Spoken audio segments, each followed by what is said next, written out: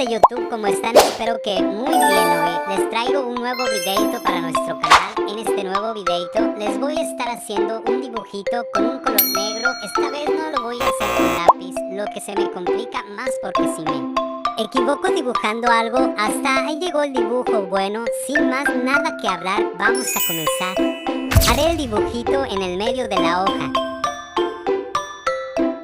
Les voy a ir diciendo que no voy a explicar nada de lo que voy a hacer en el dibujo, pero lo van a ir descubriendo mientras transcurre el videito, así que quédense hasta el final si quieren averiguar qué estoy dibujando.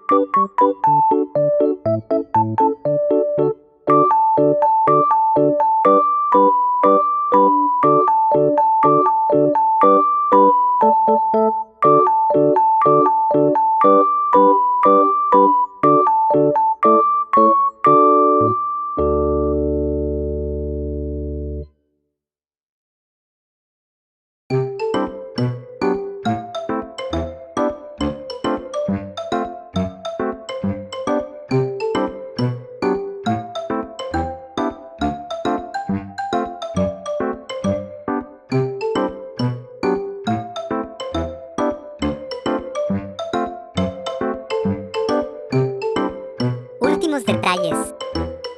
Este sería el resultado. Les quiero preguntar si quieren que les haga una segunda parte coloreándoles este dibujito. Déjenme su opinión en los comentarios. Me imagino que se preguntarán, pero Diana, ¿qué es ese dibujo? Ni yo misma lo sé, jejeje, pero interpretenlo como quieran. Antes de que se acabe el video, les quiero agradecer a todas esas personitas que se quedaron a ver hasta el final del video. Nos vemos en el próximo.